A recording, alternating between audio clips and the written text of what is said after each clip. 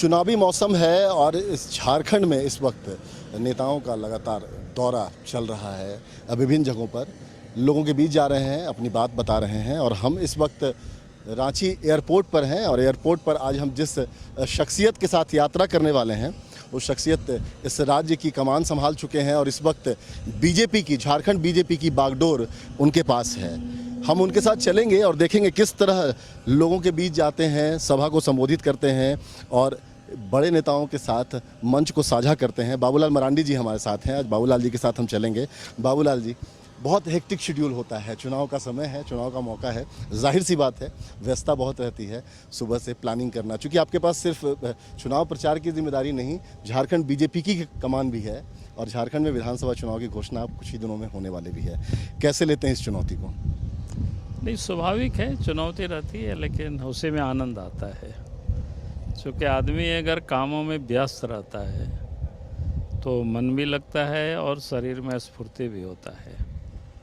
सुबह मैं दिन भर यात्रा करके आता हूँ तो रात में लगभग 12 बजे तक तो हम सब लोग बैठ करके आगे के लिए और पीछे कहाँ कहाँ क्या हुआ इसकी भी थोड़ा सा हम लोग एक बार जानकारी ले लेते हैं सभी जगहों से, और फिर कल कहाँ कहाँ क्या स्थिति है, कहाँ क्या होना है, क्या करना है, तो ये सब दोनों काम करते हैं। तो कुल मिला जुला करके रात को 12 बज जाता है ऐसे ही। और फिर सुबह उठ करके फिर थोड़ी बहुत जो समस्याओं को ले करके कार्यकर्ता या पब्लिक भी आए रहते हैं तो उन लोगों से भी एक आध घंटा समय का स्पेंड करते हैं, उन लोगों की भी बातों को सुन लेना और उसके बाद फिर अपने अगला कार्यक्रम के लिए निकल पड़ते हैं। जाहिर सी बात है चुनाव का वक्त है और हेक्टिक शेड्यूल भी है, तो सफ़र की शुरुआत करते हैं। पूरे दिन हम साथ में हैं, कहाँ जाते हैं, क्या करते हैं बाबूलाल जी, और किस तरह से चुनाव प्रचार में लोगों के बीच अपनी बात रखते हैं, इस सफ़र को शुरू करते हैं हम लोग। तो चलते हैं बाबूलाल जी।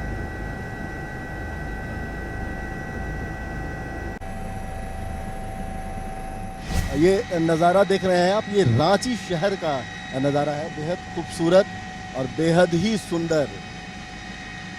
झारखंड नाम ही इसका पड़ा, झारखंड, क्योंकि जल, जंगल और ज़मीन, वनों से आच्छादित ये प्रदेश है और इस प्रदेश में इस वक्त ऊपर से, प्रदेश की राजधानी में ऊपर से हम उड़ रहे हैं और हमारे साथ सफ़र की शुरुआत हो चुकी है और बाबूलाल जी हमारे साथ हैं। सफ़र शुरू हो चुका है आज का। एक महत्वपूर्ण चीज़ कि आज जिस तरह की चुनावी रैली है, दो जगह आज कार्यक्रम है आपका, और जिस तरह से काफ़ी हेक्टिक शेड्यूल रहता है, ये सब जानते हैं, आप भी, आपने बताया भी और हम लोग भी जानते हैं, क्योंकि प्रदेश अध्यक्ष के नाते बहुत जिम्मेदारियां हैं आपके कंधे पर, सिर्फ इस चुनाव के लिए नहीं बल्कि बीजेपी की कमान और बीजेपी के नेताओं को एक कैसे लेते हैं इस चुनौती को बाबूलाल मरांडी? देखिए, चुनाव तो अपने आप में चुनौती ही होती है, लेकिन उसमें जो कि जनता के प्रति एक दर्द होता है, राज्य के प्रति एक दर्द होता है, तो उससे हमें एक ऊर्जा मिलती है कि नहीं, इसको हमें ठीक करना है। और उसके लिए जो खास करके चुनाव के समय थोड़ा सा टाइम को थोड़ा मैनेज करना पड़ता है, क्योंकि एक तो सवेरे निकलना होता है और सवेरे सामान्यतया 6 बजे कैसे मैं आधे तैयार हो जाता हूं और फिर जो भी कुछ लोग आए रहते हैं उन लोगों से भी हम मिल लेते हैं और यहाँ वहाँ कहीं कहीं का कुछ न्यूज रहता है उस पर भी हम बात कर लेते हैं उस समय सवेरे, या कुछ खास लोगों से जिसे हमें कोई राय लेना होता है या इस पर क्या हो रहा है या कहीं हमको सूचना ही देना होता है, क्योंकि वैसे तो सारे सिस्टम बना हुआ है, पदाधिकारी हमारे पार्टी के वो सारे लोग अलग अलग काम बटा हुआ है, वो लोग देखते हैं, लेकिन एक बार थोड़ा सा अपनी संतुष्टि के लिए थोड़ा सा पूछताछ कर लेते हैं, आगे कहाँ कौन नेता जा रहा है, उसके साथ कौन है, इस सब चीज़ों को थोड़ा सा हल्का फुल्का उसको देख लेते हैं। ऐसा भी नहीं लगे लोगों को कि भाई हम लोगों के ऊपर आप विश्वास कर रहा है, लेकिन थोड़ा बहुत तो, और ऐसा भी लोगों को नहीं लगे कि अध्यक्ष बिल्कुल चिंता ही नहीं करते हैं, यूं ही छोड़ देते हैं। तो ये दोनों चीज़ों को ध्यान में रखना पड़ता है। तो कुल मिला करके आराम से चलता है, सवेरे तैयार होना, शाम देर देर तक काम करना। और फिर जो कि मैं ये मानता हूँ, चुनाव ही नहीं, सामान्यतया सालों भर ये काम चलते ही रहता है। सिर्फ अंतर चुनाव के समय इतना ही हो जाता है, जो कि बाहर से काफी नेता आए रहते हैं, तो उनकी भी थोड़ा सा एक बार जानकारी लेना पड़ता है कि कहाँ क्या हो रहा है, क्या स्थिति है, कहीं किसी को कोई तकलीफ तो नहीं है। अगर कहीं जानकारी मिलती है नहीं, वहाँ थोड़ा सा व्यवस्था में कम हो रही है, तो फिर कहाँ से क्या ठीक हो सकता है, उसका थोड़ा सा दिशा निर्देश देना जिसको कह सकते हैं, थोड़ा बहुत उसको कर लेते हैं। बाकी तो संगठन में महामंत्री है, संगठन महामंत्री है, प्रदेश के और भी पदाधिकारी, वो सारे लोग काम देखते हैं, इसलिए कोई ऐसा नहीं है कि बहुत दिक्कत, लेकिन काम तो करना ही पड़ता है। करना ही पड़ता है। कुछ सवाल आपसे और करेंगे क्योंकि पूरे दिन हम साथ में हैं। एक महत्वपूर्ण बात ये भी करेंगे कि इस वक्त संगठन में, झारखंड बीजेपी में कई बड़े चेहरे साथ में हैं आपके साथ। सबको लेके चलना एक बहुत बड़ी बात होती है, क्योंकि सबको संगठित करके एक साथ एक एजेंडे पर काम करना, सबको सबकी प्लानिंग करना, कहाँ पे कौन क्या होगा, इन सारी चीज़ों पर आपसे बात करेंगे। फिलहाल सफ़र जारी है, हमारा सफ़र अभी शुरू हुआ है। बाबूलाल जी साथ में है और आपको बाहर का नज़ारा देखिए। झारखंड को इसी के लिए जाना जाता है, और जब झारखंड को ऊपर से देखेंगे आप तो ये बेहद ही खूबसूरत बादलों के बीच से इस वक्त हम गुजर रहे हैं। और इसके बादलों के नीचे जो जंगल, जमीन जिसके लिए इस राज्य को जाना जाता है, जो वनों से, पहाड़ों से, पेड़ों से आच्छादित है, ये पूरा प्रदेश, इस प्रदेश को बेहद खूबसूरत तरीके से हम आपको दिखा रहे हैं।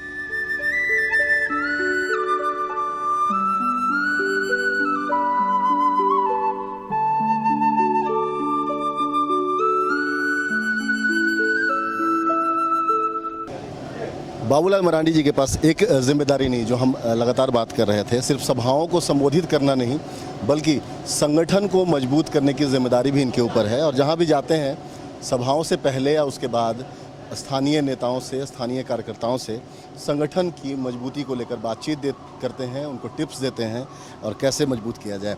चक्रधरपुर में इस वक्त हम हैं। सबसे पहले सभा में जाने से पहले यहाँ पर कार्यकर्ताओं से मुलाकात की, अपने नेताओं से मुलाकात की। जेएमएम का गढ़ है, जेएमएम के विधायक हैं, सांसद हैं यहाँ पर। बीजेपी को यहाँ पर एक मजबूत स्थिति में लाना एक बड़ी चुनौती है। नहीं, स्वाभाविक है, क्योंकि कार्यक्रम के बाद अगला कार्यक्रम के लिए जाना होता है, तो बाद का समय थोड़ा सा टाइट हो जाता है, तो इसलिए कोशिश करते हैं कि पहले ही जिला के प्रमुख हो, 2-4 कार्यकर्ताओं से थोड़ी सी हालचाल ले लेना, क्योंकि मंच से यह संभव नहीं हो सकता है।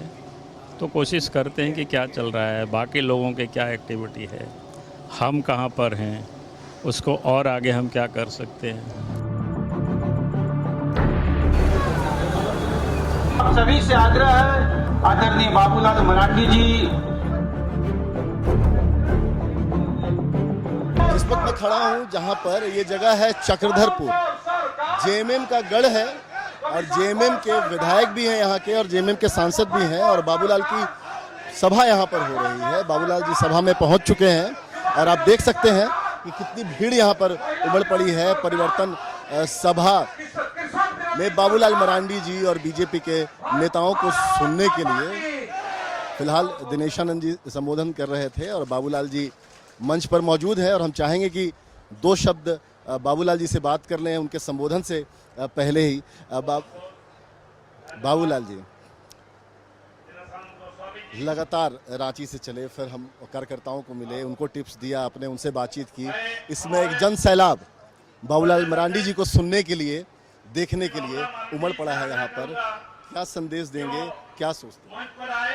नहीं, अभी जो पिछले 5 वर्षों से हेमंत सोरेन के नेतृत्व में जो सरकार है, जेएमएम, कांग्रेस, राष्ट्रीय जनता दल की सरकार है, ये लोगों ने 5 वर्षों तक विकास का तो काम नहीं किया है, बल्कि अपना विकास ये लोगों ने किया।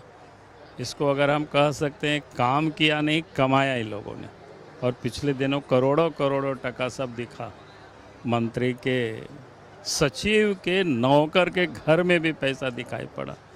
तो ये सब जनता को बताना है कि इस प्रकार से इन्होंने 5 साल को लूटा है ये सब। क्या है, चलिए, तो ये बाबूलाल मरांडी जी जो अब संबोधित करेंगे चक्रधरपुर की जनता को। उन्होंने बताया क्या एजेंडा उनका होगा और किस तरह से बीजेपी को जेएमएम के इस गढ़ में मजबूत करेंगे। छत्तीसगढ़ में मातारी वंदना योजना चल रहा है, उड़ीसा में भी मां बहनों के लिए सम्मान योजना चल रहा है, और झारखंड में भी सरकार बनेगी तो मां बहनों को वो सम्मान देगी जो जेएमएम कभी दे नहीं सकती।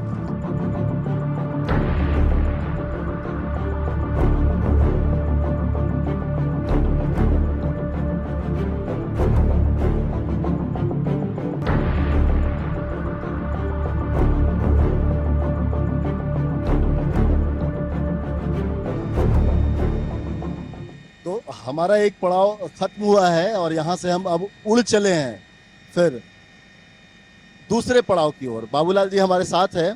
एक पड़ाव खत्म बाबूलाल जी, अब दूसरे पड़ाव की ओर। चक्रधरपुर में आप लोगों से मिले, कार्यकर्ताओं से मिले, नेताओं से मिले, आपने टिप्स दिया पार्टी को मजबूत करने के लिए, सभा को संबोधित किया, हजारों की भीड़ उमड़ी थी। सबसे पहले क्या कुछ लगा आपको यहाँ, क्या जो जन सैलाब उमड़ा था और लोगों का जो जिस तरह से देखने को मिला रुझान संबोधन के दौरान, क्या लगा आपको? नहीं, चक्रधरपुर इस बार भारतीय जनता पार्टी के लिए स्थिति अच्छी है और मैं विश्वास के साथ कह सकता हूं कि इस बार चक्रधरपुर सीट भारतीय जनता पार्टी के खाते में जाएगी, सीट हम जीतेंगे। यहाँ पर जो सभा की जिस तरह की भीड़ उमड़ी थी लोगों पर, कार्यकर्ताओं ने जिस तरह से तैयारी की थी, यहाँ पर कार्यकर्ताओं को क्या टिप्स दिया आपने? चूंकि ये बहुत महत्वपूर्ण होता है, क्योंकि एक ऐसी जगह पर जहां आपका अभी सिटिंग एमएलए ना हो, जो सिटिंग सीट ना हो, वहां पर पार्टी को मजबूत करना और पार्टी के को जिताना। वहां पर देखिए, जहां कमजोर होता है या सभी क्षेत्रों में, एक तो जो सरकार की नाकामी होता है, या उन्होंने जैसे हेमंत सोरेन ने कई घोषणाएं किया लेकिन उन्होंने पूरा नहीं किया, और अभी वोट के लिए उन्होंने 1000 रुपया दे रहे हैं। तो हमने कहा कि भाई इन चीज़ों को लेकर के आपको जितना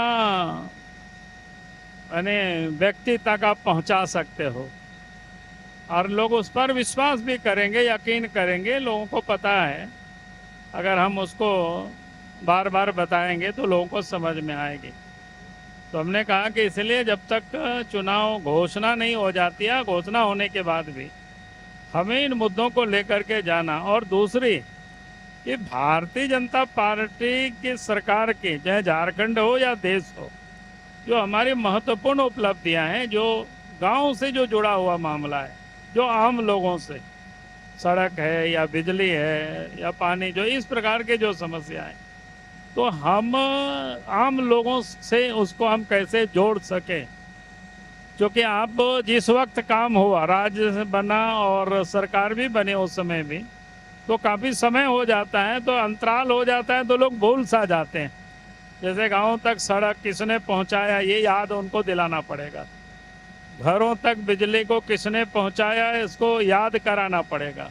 झारखंड एक राज्य बना, राज्य के पहले मुख्यमंत्री आप बने।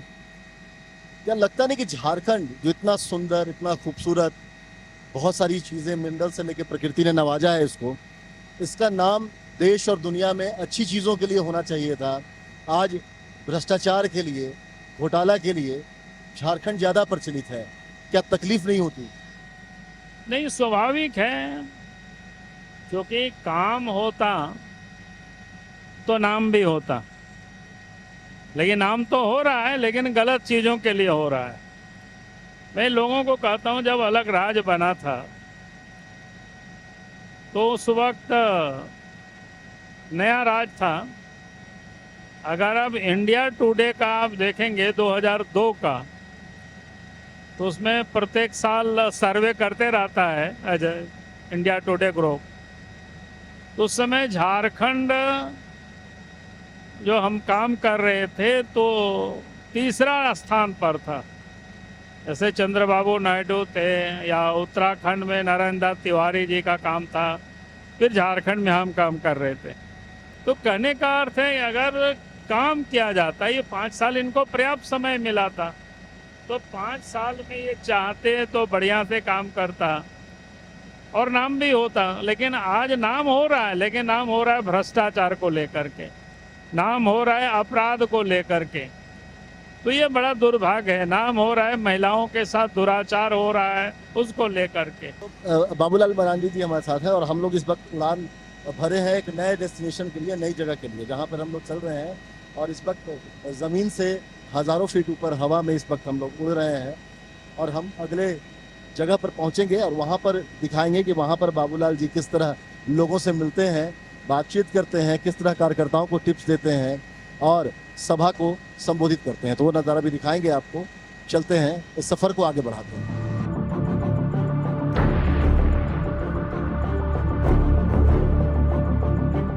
दिन भर का कार्यक्रम तो जाहिर सी बात है भूख लगना लाजमी होती है और लोगों से मिलने के बीच और सभाओं को संबोधित करने के बीच बहुत थोड़ा सा वक्त मिलता है जब आप अपने लिए भोजन कर सकते हैं। तो इस वक्त हम लोग हज़ारों फीट ऊपर हैं, ज़मीन से हवा में उड़ रहे हैं और उड़ते उड़ते घर की बनी हुई रोटी और भुजिया, ये इसका स्वाद ऐसे तो घर की बनी हुई रोटी भुजिया का स्वाद ही अलग होता है, लेकिन जब आप ऊपर उड़ रहे हो और तब खा रहे हो तो इसका मजा अलग होता है। आप देख सकते हैं कि बाबूलाल जी भी यहाँ पर किस तरह भोजन कर रहे हैं, क्योंकि अगला पड़ाव तुरंत ही आने वाला है और उसके बाद फिर वहाँ कार्यकर्ताओं से मिलना होगा और जो अगला कार्यक्रम है उसमें शिरकत करनी पड़ेगी। तो चलिए हम लोग भी भोजन कर लेते हैं और थोड़ा आनंद लेते हैं घर की बनी रोटी और भुजिया।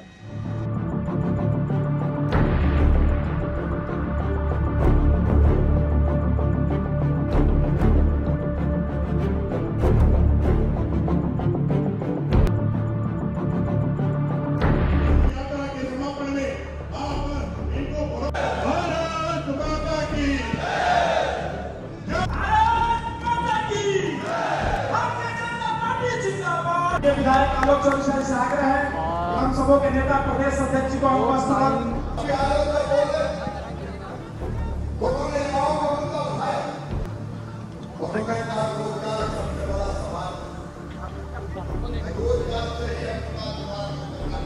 पैसा था, पत्थर की चोरी किया हुआ पैसा था, जमीन की फर्जीवाड़ा करके बेचा हुआ वो पैसा था और ये सारे पैसे को इकट्ठा करके जो जनता को इसका लाभ नहीं मिला।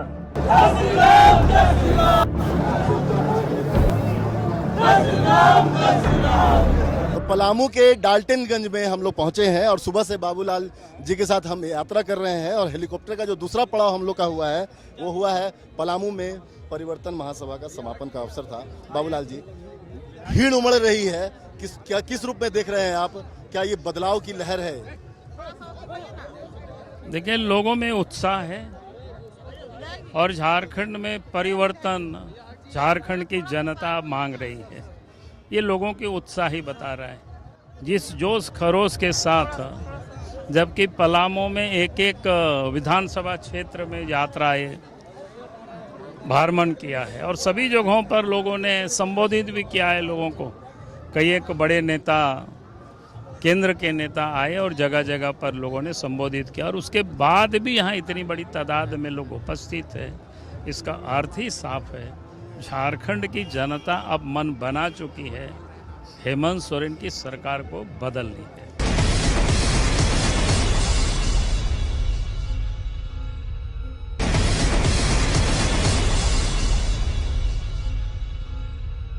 अब चूंकि अब यात्रा हमारी भी खत्म हो रही है और हम अब रांची पहुंचने वाले हैं, तो कुछ अब झारखंड की राजनीतिक बातें होना जरूरी है बेहद, क्योंकि मौजूदा परिदृश्य में झारखंड इन दिनों बहुत चर्चा में है पूरे देश में। चाहे उत्पाद सिपाही की जो बहाली हो रही है उसमें जो बच्चों की मौत का मामला हो, मैया योजना जो शुरू की गई है चुनाव से ठीक पहले वो मामला हो, इसके अलावा जो योजनाएं लोगों तक नहीं पहुंच पा रही है जिसकी घोषणा की गई थी सरकार के द्वारा। सरकार बार बार कहती है कि मीडिया आलोचना करता है, मीडिया का काम होता है सरकार को रास्ता दिखाना और हम वो काम करते हैं। हम सरकार की आलोचना नहीं करेंगे तो विपक्ष की आलोचना करके हमें कुछ नहीं मिलेगा, क्योंकि काम सरकार को करना है।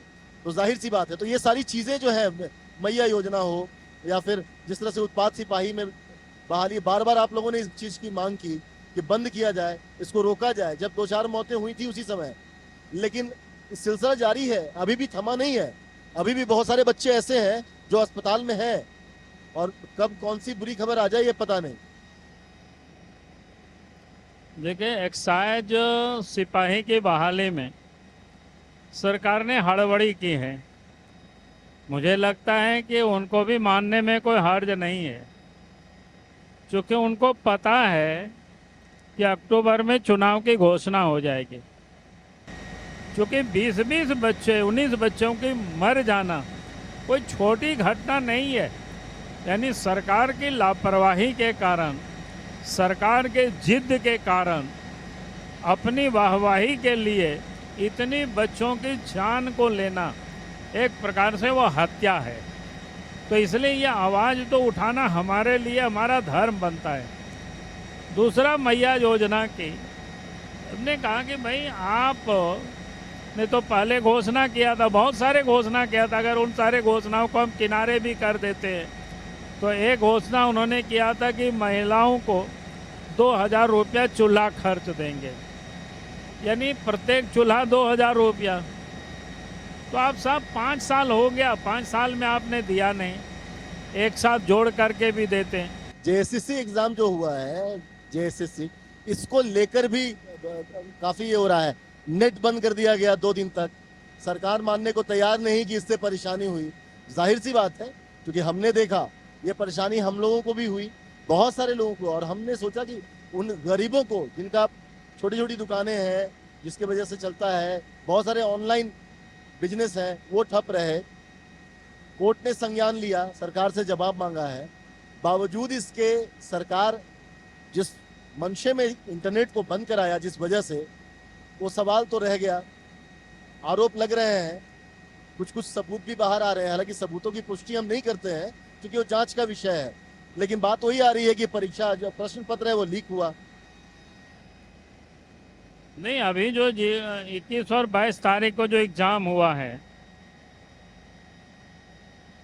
उन्होंने कदाचार को रोकने के नाम पर इंटरनेट को बंद कर दिया, लेकिन बड़ी ही होशियारी के साथ उन्होंने पहले ही क्वेश्चन पेपर को सेटिंग में ही खेला कर दिया था। और जिनसे उन्होंने डील किया था, उन बच्चों को तो प्रश्न पत्र और उसके उत्तर सब कुछ पहले ही पहुंचा दिया था। एक चूंकि हवा का दबाव जब बहुत होता है तो कान में सनसनाहट होती है, ऊपर में बातचीत में भी परेशानी होती है। बावजूद इसके हम लोग बात कर रहे हैं। एक सवाल और एक जहन में था मेरे कि आप न सिर्फ इस राज्य के मुख्यमंत्री रहे हैं, पूर्व मुख्यमंत्री हैं, बल्कि बीजेपी के प्रदेश अध्यक्ष भी हैं, तो बड़ी जिम्मेदारी है आपके ऊपर, जाहिर सी बात है। खास तौर से जब चुनाव का मौका आता है तब जिम्मेदारी ज़्यादा बढ़ जाती है। अभी इस वक्त पार्टी की बात की जाए तो चंपाई सोरेन के आने के बाद इस राज्य के पूर्व मुख्यमंत्रियों की संख्या बढ़ गई है पार्टी में। बड़े चेहरे बढ़ गए हैं, सांसद इससे बड़े कद के। हेमंता बिस्वा शर्मा लगातार दौरा कर रहे हैं, सहप्रभारी, चुनाव सहप्रभारी। शिवराज जी का दौरा हो रहा है, गृह मंत्री का दौरा, अमित शाह, राजनाथ, कई राज्यों के मुख्यमंत्री भी आ रहे हैं लगातार। इतने बड़े चेहरों के साथ कैसे सामंजस्य बिठाते हैं, क्योंकि ये सारी प्लानिंग तो आपको ही करनी होती है कि कैसे, कहाँ, क्या करना है, तो कैसे सामंजस्य बिठाते हैं संगठन में, क्योंकि ये बेहद जरूरी है।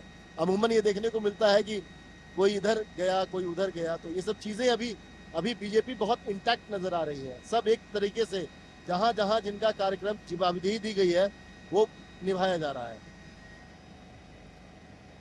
देखिए, भारतीय जनता पार्टी एक बड़ी पॉलिटिकल पार्टी है।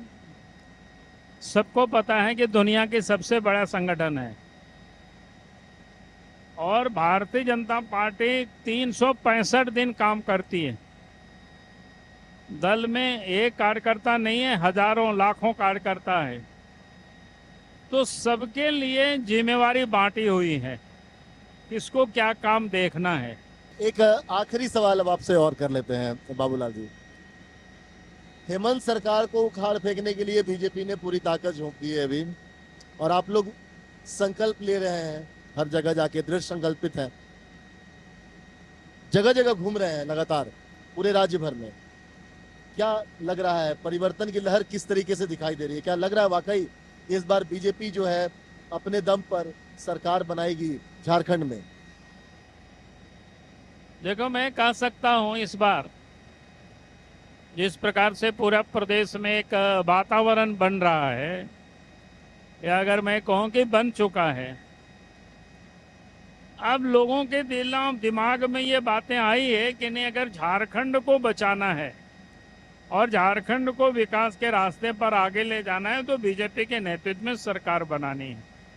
अब ये चर्चा सर्वत्र अब होने लगा है, और जैसे जैसे चुनाव नजदीक होगी या चुनाव की घोषणा हो जाएगी तो आप ये बात सरफेस पर आपको दिखाई पड़ेगा। एक आखिरी सवाल और बनता है, क्या बीजेपी चुनाव के पहले सीएम का चेहरा घोषित करेगी, या छत्तीसगढ़, राजस्थान, मध्य प्रदेश उसकी तरह चुनाव के बाद पार्टी में तय होगा? मुझे नहीं लगता इसकी कोई जरूरत है। ये पूछने के पीछे वजह ये कि अभी इस वक्त 4 पूर्व मुख्यमंत्री जो है, कोई जरूरत है उसकी, क्योंकि झारखंड की जनता को हम लोग भी जानते हैं, झारखंड की जनता बीजेपी को भी जानती है, इसलिए मुझे नहीं लगता है कि चुनाव के पूर्व जरूरत है कोई घोषणा करने की। चुनाव के बाद हम सब लोग तय कर लेंगे। चलिए, बहुत शुक्रिया। तो यात्रा हमारी अब खत्म होने को है और हम लोग अब कुछ ही देर में रांची एयरपोर्ट पर उतरने वाले हैं। बाबूलाल जी हमारे साथ थे और दिन भर पूरी हमारी यात्रा ये जारी रह गई। चलते हैं रांची एयरपोर्ट। रांची एयरपोर्ट पहुंच चुके हैं। दिन भर उड़न खटोले पर सवार होकर कई जगहों की यात्रा की। बाबूलाल जी से समझा झारखंड की राजनीति को और किस तरह बीजेपी यहाँ पर फिर से वापस सरकार बनाने के लिए जो प्रयास कर रही है वो कर रही है। बाबूलाल जी, अब यात्रा खत्म करने का वक्त हो गया है, चूँकि आपका इसके बाद भी उससे कहीं ज़्यादा हेक्टिक शेड्यूल अब शुरू होता है, चूँकि दिन भर कहाँ कहाँ क्या हुआ, आपका तो जो कार्यक्रम था उसके अलावा दिन भर क्या क्या रहा, और साथ ही साथ कल क्या होगा, परसों क्या होगा, ये सारी चीज़ों की प्लानिंग एंड बहुत सारी चीज़ें होती हैं। तो ज़्यादा वक्त आपका नहीं लेंगे। आपको शुक्रिया कहते हुए, अपना कीमती वक्त देते हुए, एक आखिरी, कितनी उम्मीद है जिस तरह से आप घूम रहे हैं? एक आखिरी सवाल एक बार फिर आपसे वही, कितनी उम्मीद है इस बार कि जिस तरह 2000 में जो परिणाम आया था, 2000 में आप सीएम बने थे, उसके बाद फिर 2019 का परिणाम अपेक्षाकृत नहीं रहा, 2019 में जिस तरह से आया था, अब क्या लगता है क्या उसको फिर दोहराएंगे जिस तरह से रघुवर दास की सरकार बनी थी फुल मैंडेट में, और पहली बार झारखंड में ये विडंबना रही है कि बार बार हमेशा मिलीजुली सरकार रही है, पहली बार बीजेपी ने ही सरकार बनाई फुल मैंडेट की सरकार। अब क्या लग रहा है इस बार फिर उसी तरह की सरकार देखने को मिलेगी पूरे बहुमत की? भारतीय जनता पार्टी ने अलग झारखंड राज्य बनाई और भारतीय जनता पार्टी को जो पूर्ण बहुमत के लिए 41+ सीटों की जरूरत होती है वो हम पहुंच नहीं पाए हैं, और हमें पूरा विश्वास है इस बार भारतीय जनता पार्टी एक नए रिकॉर्ड को हम बनाएंगे और भारी मतों से जीत होगी और सरकार भी बनाएंगे। भारतीय जनता पार्टी नहीं बल्कि सिर्फ झारखंड में भी एक रिकॉर्ड बनेगा। अगर 51 से अधिक सीट लाते हैं, अगर एक पार्टी फुल मेजोरिटी में आती है तो ये अपने आप में एक रिकॉर्ड बनेगा। बहुत बहुत शुभकामनाएं आपको बाबूलाल जी, और साथ ही साथ बहुत बहुत शुक्रिया आपका कीमती वक्त देने के लिए और दिन भर साथ रखने के लिए अपने साथ, और बहुत सारी चीज़ों को साझा करने के लिए बहुत बहुत शुक्रिया। चलिए, बहुत बहुत धन्यवाद। चलिए, तो बाबूलाल मरांडी जी थे जो बताए, दिन भर जिनके साथ रहे, और ये सारी तस्वीरें जो पहुंचा रहे थे, सारी बातचीत जो पहुंचा रहे थे, हमारे सहयोगी अभय जो कैमरे के पीछे रहते हैं, उनकी तस्वीर आप नहीं देख पाते हैं, वो उन्होंने सारी तस्वीरें पहुंचाई, और इसी उड़न खटोले से हम पूरी यात्रा कर रहे थे।